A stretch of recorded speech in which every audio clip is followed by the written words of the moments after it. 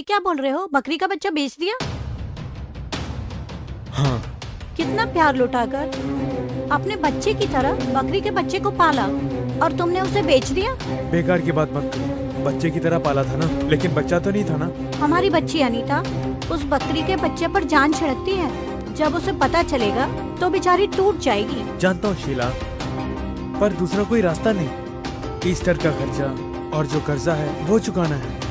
कर्जा ले लेकर दरिद्र मत होना, ऐसा बाइबल में कहा है। एक दिन की खुशी के लिए साल भर कर्ज में नहीं डूबना चाहता। मैंने सोच के देखा, मैंने 4 बड़े बड़े बकरे दिखाए, लेकिन शेखर ने मुझसे कहा कि छोटी बकरी भी बेच डालो, कुल मिला के एक रकम मिल जाएगी। तो उसके लिए बेचना जरूरी था? संकट में बच्चों को बेचते हैं क्या? शीला, गुस्सा मत दिलाओ। बकरियां गाय भैंस जो पालते हैं बेचने के लिए ही। तुम सच कह रहे हो, लेकिन उसे ऐसे नहीं पाला था। गोद में सुलाते थे, जब रस्सी खोलते तो हमारे पीछे ही घूमता रहता था। वो तो बेचारा बेजुबान जानवर था, बस मैं करता रहता था। स्कूल से आने पर जब अनीता जानेगी तो खुद ही संभालना उसे। सोते समय भी उसे अपने पास ही सुलाती थी। जरा मुझे शेखर का नंबर तो देना। उसका मोबाइल खराब हो गया है। कहाँ जा रही हो? और कहाँ, मैं शेखर का घर जानती हूँ। शीला, सुबह सुबह 11 बजे ही टेम्पो में लोड कर दिया। 24,000 रुपए बने हैं और सारा खर्चा निकाल के ये पैसे बचे हैं। इसका मतलब? अभी तक तो उसे काट दिया होगा। उसे काट दिया होगा? तुमने बहुत जल्दबाजी की। इतने लाड प्यार से जिसे पाला, उससे ही पैसों के लिए बेच दिया। उसकी बलि चढ़ा दी, बेकार में उसका कत्ल कर दिया। नहीं माँ, उसे कुछ भी नहीं हुआ होगा। ये क्या कह रही है? मैं सच कह रही हूँ। जब आप डैडी को डांट रही थी तभी मैं आ गई।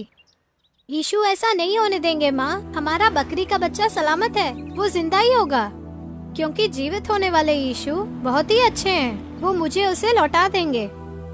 चिंता मत करो, मैं उसे लेके आती हूँ। अनीता,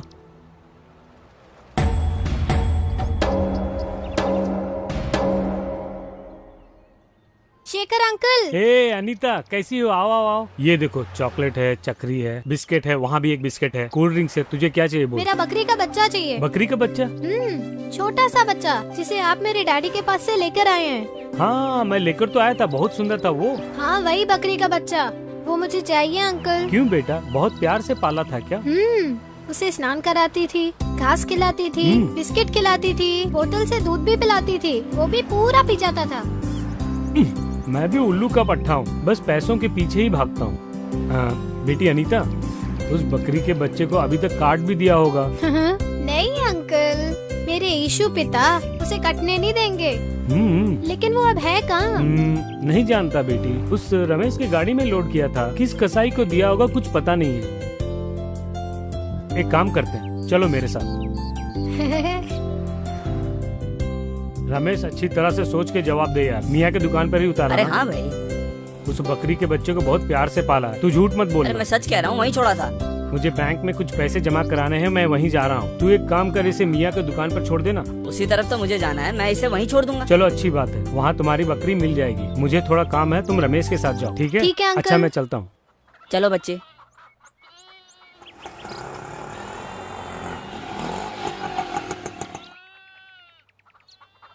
मियाँ जी, इस बच्ची का नाम है अम्मू। अंकल, मेरा नाम अनीता है। मियाँ जी, इसका एक प्यारा सा बकरी का बच्चा हमारे यहाँ कटाई के लिए आया है। क्या वो 6 किलो का बच्चा? उसे मैंने नहीं काटा। अनीता, वो बच्चा जिंदा है। मियाँ जी, वो बच्चा है कहाँ? हमारे पास हमेशा बल्क ऑर्डर आता है, कभी 35 किलो और कभी 40 किलो, और इसीलिए बकरे भी बड़े बड़े ही आते हैं। वो मानिक लाल है ना, जिसकी दुकान बस अड्डे के पास है? हाँ वही। उसकी कोई औलाद नहीं और हमेशा परेशान ही रहता है, वही मानिक लाल। बकरी का बच्चा चाहिए, मुझसे कहा था, मैंने भेज दिया। अनीता, ये जो दुकान बोल रहे हैं। अंकल, वो मैं जानती हूँ। अब तुम अपना काम देखो, बकरी के बच्चे को मैं जाके ढूंढूंगी। क्या बात है बच्ची, मटन चाहिए क्या? बकरी का बच्चा चाहिए। बकरी का बच्चा? आपका नाम मानिक अंकल ही है ना? मानिक अंकल नहीं बेटा, मेरा नाम सिर्फ मानिक लाल है। अंकल, हाँ, मियाँ जी की दुकान से मंगाया था ना? हाँ। बकरी का बच्चा। उसे मैंने ही पाला पोसा। ओहो, तो वो, लेकिन उसे तो बहुत पहले ही काट दिया। यीशु पिता, हैं? नहीं नहीं, उसे तुमने बिल्कुल नहीं काटा होगा। मेरा बकरी का बच्चा जिंदा है। यीशु पिता, मुझे तुम्हारे ऊपर विश्वास है। कुछ भी करके बकरी का बच्चा मुझे लौटा दो पिता। सुनो बेटा, अरे सुनो, अरे सुनो, अंकल, तुमने उस बच्चे को बड़े प्यार से पाला था।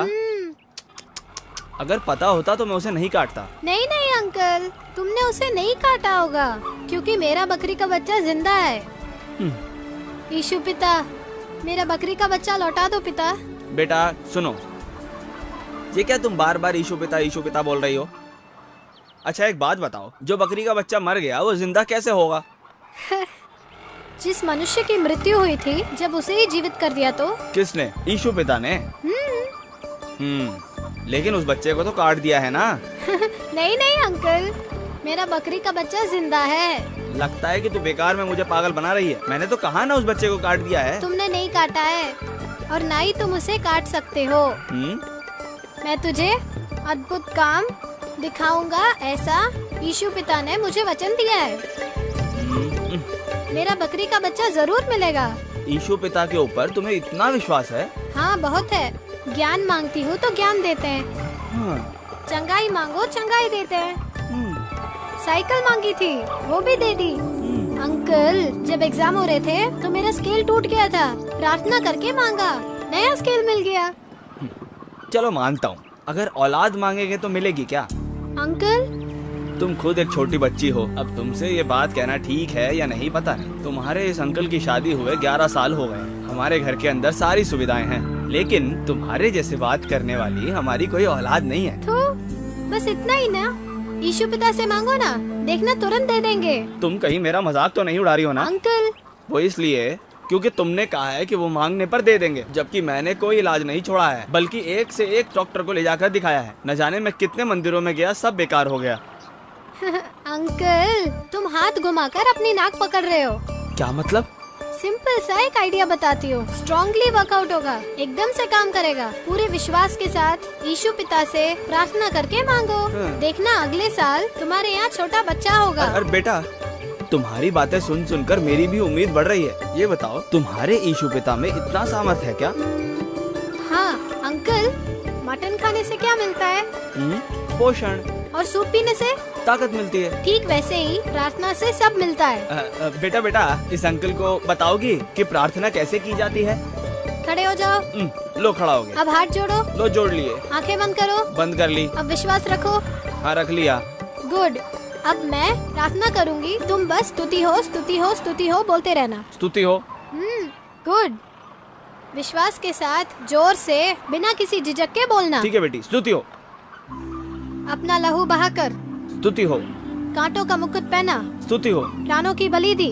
स्तुति हो। पुनः जीवित हुए। स्तुति हो। और हमारा उद्धार किया। स्तुति हो। यीशु पिता, स्तुति हो। तुम अपनी संतान को देखो। स्तुति हो।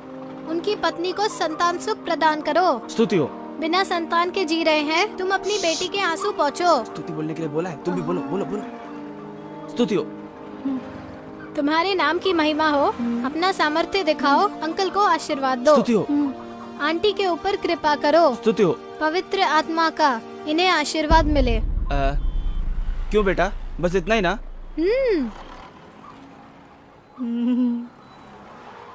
तो यही है ना आंटी?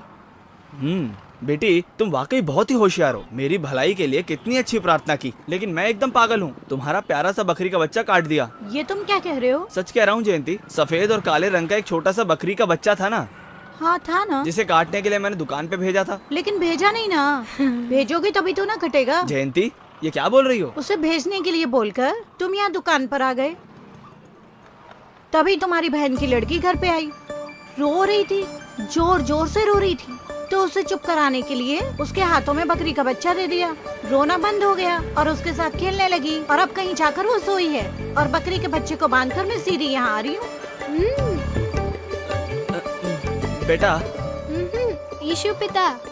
हाँ हाँ वो है, मैं विश्वास करता हूँ। जयंती, इस बच्चे ने कहा था, मुझसे कहा था कि मेरा बकरी का बच्चा जिंदा है और देख लिया। अंकल, यीशु पिता आज भी जीवित है। वो कोई मरे हुए ईश्वर नहीं है, जीवित परमेश्वर है। और संसार में सभी लोगों के लिए वो चमत्कार आज भी करते आ रहे हैं। अब तो विश्वास रखते हैं ना? मैं विश्वास रखता हूँ। बेटी, तुम्हारे लिए 1 मिनट रुको। अरे नवीन। हाँ बोलो भैया। तुम एक काम करो, उस बकरी के बच्चे को लेकर आओ। जाओ, अभी आता हूँ। हेलो मैडम, बोलिए ना। हाँ हाँ बोलिए ना। डॉक्टर कल्पना है। ओह, हाँ हाँ ठीक है मैडम, ये बात है। Thanks madam.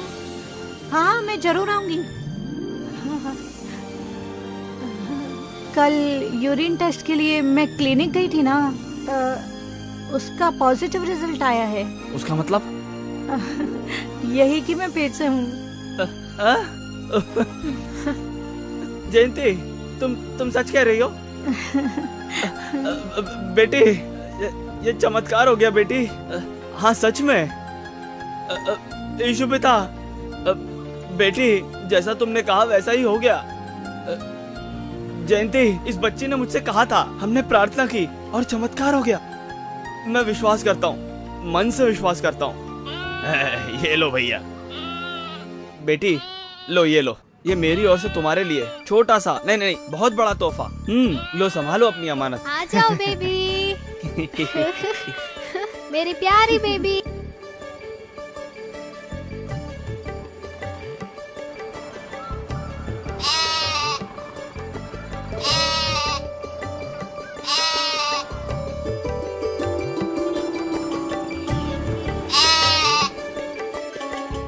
प्रिय बंधुओं, यीशु मसीह के नाम से आप सबका मैं हार्दिक स्वागत करता हूं।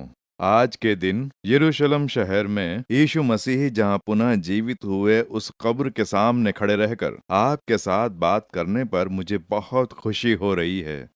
आज के दिन पवित्र शास्त्र का एक वचन मैं आपको पढ़ के सुनाता हूं। इस वचन को ध्यान से सुनकर यदि आप मेरे साथ में प्रार्थना करेंगे तो जीवित यीशु मसीह का आशीर्वाद आप अपने जीवन में अवश्य प्राप्त करेंगे।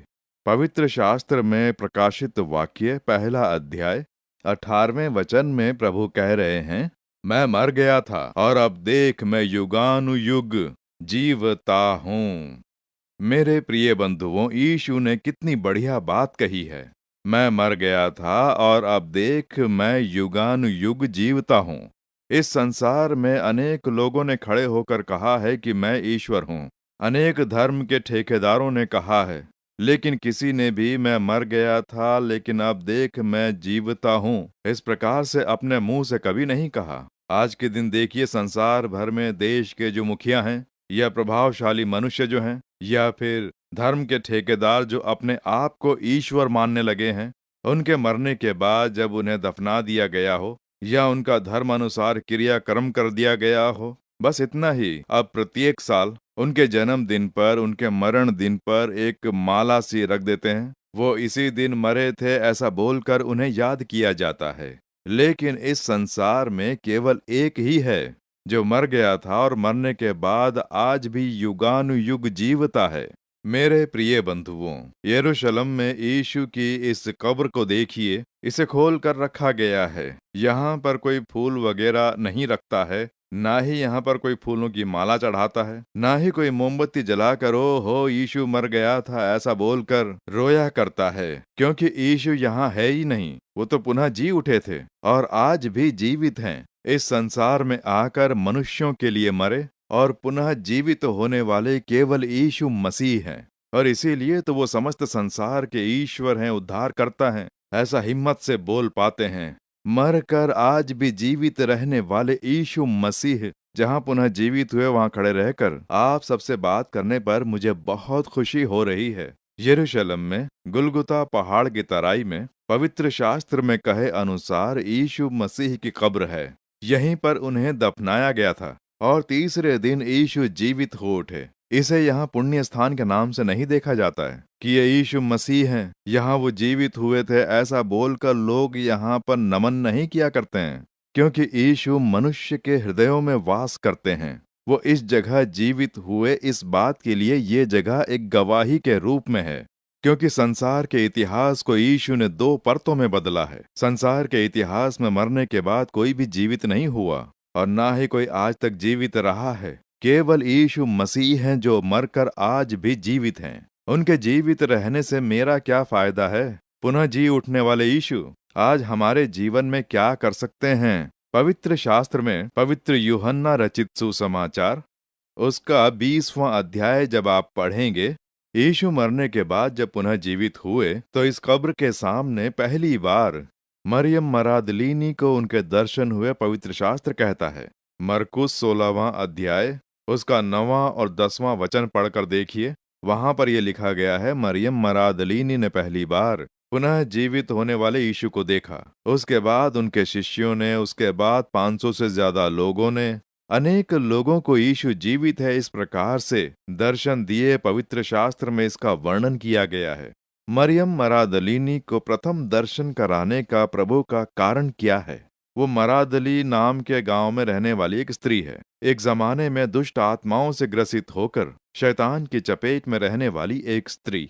7 दुष्ट आत्माएं उस पर थी। इस प्रकार से मरकुस 16वें अध्याय के 10वें वचन में हम पढ़ते हैं। जरा सोचिए, एक लड़की शैतान की चपेट में आ जाती है, जवान लड़की। उस गांव में लोग उसे कितना बुरा भला बोलते होंगे, इस पर शैतान रहता है, उसका अपमान करते होंगे, उसका मजाक उड़ाया करते होंगे। सहायता करने वाला कोई नहीं था। इतने सारे दुखों के बीच प्रभु यीशु ने एक दिन उससे भेंट की और आश्चर्यजनक रूप से दुष्ट आत्मा से उसे छुड़ाया। शैतान को भगाकर उसे छुड़ाया, इसलिए उसमें यीशु के प्रति अत्यधिक प्रेम था। एक पिता से प्रेम करने जैसा उसने प्रेम किया और प्रभु यीशु ने भी एक पुत्री की तरह उससे प्रेम किया। इसलिए जब यीशु को क्रूस पर लटकाया गया तो पास में ही खड़े रहकर वो उन सारे दुखों का आभास कर रही थी। उसके बाद यीशु को दफना दिया गया तो उसने कहा, अब मेरा कौन है? अब मैं किसके पास जाऊंगी? उसके अंदर जो ये दुख था वो बाहर दिखाई दिया।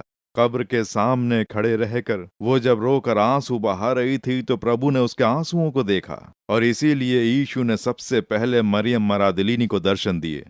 यूहन्ना 20वां अध्याय 15वां वचन कहता है, हे नारी, तू क्यों रोती है? किसको ढूंढती है? बोलकर उसके आंसुओं को पोंछकर उसे प्रसन्न करते हैं। यीशु को देखकर वो खुशी से फूली नहीं समाती है। आज आप लोग क्या आंसू बहा रहे हैं? मेरा कौन है सोचकर आप आंसू बहा रहे हैं? मुझे समझने वाला, मेरी सहायता करने वाला कोई नहीं है, एक अनाथ की तरह हूँ सोचकर आप आंसू बहा रहे हैं। यीशु कह रहे हैं कि मैं तेरे लिए हूँ बेटे, मेरी बेटी, मैं तेरे लिए हूँ। वो बोल रहे हैं, ये यीशु आपको देखकर बोल रहे हैं, मैं मरकर आज भी जीवित हूँ, मैं तेरा पिता बनकर रहूंगा, तुझे समझने वाला एक पिता बनकर रहूंगा। ऐसा प्रभु यीशु आपको देखकर बोल रहे हैं। वह आपके आंसुओं को पोंछकर आपको प्रसन्न करने के लिए ही आज के दिन आपसे भेंट कर रहे हैं। उदास मत होइए, आपके जो दुख हैं वो आज सुख में बदल जाएंगे, क्योंकि जीवित यीशु आज आपसे भेंट कर रहे हैं। विश्वास के साथ बस आप यीशु को देखें, आपके आंसू पहुंचे जाएंगे और एक चमत्कारी बदलाव आप स्वयं देखेंगे। दूसरी जो बात है, यूहन्ना 20वें अध्याय के 19वें वचन को जब पढ़ेंगे तो उसमें आप देखेंगे यीशु ने अपने चेलों को दर्शन दिए। इस यरूशलेम नगर में एक घर के अंदर सारे चेले डर के मारे दरवाजे बंद करके छुप कर बैठे हुए थे, क्योंकि यीशु को मारने वाले धर्म के ठेकेदार कहीं उनको भी न मार डालें, इस बात का डर था। मनुष्यों से डरे हुए थे, क्योंकि उन्हें मौत का डर सता रहा था। भविष्य का सोचकर भयभीत थे, क्या करें समझ में नहीं आ रहा सोचकर बहुत डरे हुए थे। अब आगे क्या करना होगा इसी बात से वो लोग जूझ रहे थे। लेकिन जी उठने वाले यीशु ने वहां आकर कहा, तुम्हें शांति मिले। यीशु को देखकर सारे चेले आश्चर्यचकित रह गए, क्योंकि उन्हें विश्वास नहीं हो रहा था कि यीशु तो मर गए हैं, अब क्या होगा, हम क्या करेंगे, सोचकर वो लोग जूझ रहे थे। लेकिन यीशु को पुनः जीवित देखकर प्रसन्न हुए। उनके सारे दुख सुख में बदल गए और उनका सारा डर दूर हो गया और उनके जीवन में नया विश्वास पैदा हुआ। यीशु के लिए उन्होंने अपना जीवन न्योछावर कर दिया। इस तरह से बाइबल और इतिहास कहता है। मेरे प्रिय बंधुओं, जीवित यीशु का जरा ध्यान करके देखिए, क्योंकि आपके लिए ही वो मृत्यु पर जय पाकर जीवित हुए और आज भी उनके जीवित शरीर में घाव दिखते हैं, कीले ठोकने के घाव। इस यूहन्ना में 20वां अध्याय उसके अंत के कुछ वचन पढ़कर देखिए। थोमा ने यीशु पर विश्वास नहीं किया, कहा देखूंगा तो करूंगा। उनके हाथों के घाव मुझे देखने हैं, वो यीशु ही हैं, ये तुम कैसे कह सकते हो? तब यीशु ने प्रकट होकर अपने घावों को दिखाकर कहा कि ये देख मेरे घाव, आज भी उनके शरीर में अत्याचारों के घाव हैं। ऐसा क्यों पता है? क्योंकि अपने घावों से ही वो हमें चंगा करते हैं, अपने घाव वाले हाथों से ही वो हमें आशीर्वाद देते हैं। क्योंकि पुनः जीवित होने से पहले क्रूस पर मरने के लिए मेल मिलाप किया था, वो भी हमारे पाप, शाप, बीमारी, वेदनाएं, इन सब को वो क्रूस पर सह चुके। हमारे लिए, हमारे छुटकारे के लिए अपने पूरे शरीर पर घाव सहने के लिए मेल मिलाप किया, और इसीलिए आज भी वो घाव उनके शरीर में देखे जाते हैं। उन हाथों के घाव से ही वो चमत्कार करके आशीष देते हैं। मेरे प्रिय बंधुओं, प्रभु यीशु मसीह के हाथों में कीले ठोकने के जो घाव हैं, आज वो आपको स्पर्श करेंगे, आपको एक छुटकारा, चंगाई, प्रसन्नता, ये सब प्रभु अवश्य देने वाले हैं। मेरे साथ आप भी विश्वास करेंगे ना? मेरे साथ मिलकर विश्वास से प्रार्थना करेंगे। हे यीशु, पुनः जी उठने वाले यीशु, अपने हाथों से मुझे स्पर्श करो, मेरे लिए चमत्कार करो, छुटकारा दिलाओ, मेरे आंसुओं को पोंछो। इस तरह से मेरे साथ यदि प्रार्थना करेंगे तो अवश्य आज आप चमत्कार पाएंगे। अब हम प्रार्थना करें, मेरे साथ में प्रार्थना करेंगे ना? हम प्रार्थना करें। परम पिता, तुम्हारे ये वचन सुनकर मेरे साथ प्रार्थना करने वाले इस भाई के लिए, इस बहन के लिए, इस परिवार के लिए मैं प्रार्थना कर रहा हूँ। इन लोगों के लिए तुम क्रूस पर मरे और पूरे शरीर पर अत्याचार और घाव सहे, उसका ध्यान कराओ। मृत्यु पर जय पाकर जी उठने वाले, मृत्यु को हरा कर जय पाने वाले तुम इस समय हमारे बीच उपस्थित हो, उसके लिए तुम्हारी स्तुति हो। तुम्हारे ये वचन सुनकर मेरे साथ प्रार्थना करने वाले हर एक व्यक्ति को तुम छू रहे हो, अपने पवित्र हाथों से उन्हें स्पर्श कर रहे हो। यीशु के नाम से उनके आंसू पोंछे जाएं, उनकी चिंताएं दूर हो जाएं। यीशु के नाम से बीमार शरीरों को स्पर्श करो, तुम्हारा जी उठने वाला सामर्थ्य इनके शरीर में उतर कर आए। यीशु के नाम से समस्त बीमारियां दूर हो जाएं, मृत्यु की बीमारी लेकर आने वाले नासूर रोग दूर हो जाएं, रोग के जीवाणु यीशु के नाम से नष्ट हो जाएं, शरीर के जिन अंगों में जान नहीं उनमें जान आ जाए यीशु के नाम से। यीशु के नाम से जो बीमार शरीर है वो नए शरीर में बदल जाएं, चमत्कारी चंगाई देकर आशीर्वाद दो। इनके मन में जो डर है वो निकल जाए, डर लेकर आने वाली शैतान की जो क्रिया है वो नष्ट हो जाए यीशु के नाम से। मृत्यु का डर इनके मन में से निकल जाए, मरकर पुनः जी उठने वाले यीशु के नाम से इनके अंदर मृत्यु पर जय पाने वाला विश्वास पैदा हो जाए। आज ही इन्हें आशीर्वाद दो, चमत्कार व भलाइयां ये देखें। जीवित यीशु मसीह के नाम से प्रार्थना कर रहे हैं परम पिता, आमीन आमीन। प्रिय बंधुओं, प्रभु ने आपको छुआ और आपके लिए चमत्कार भी कर दिया। विश्वास के साथ अपने चमत्कारों की राह देखें। आज से ही आप चमत्कारी बदलाव देखेंगे।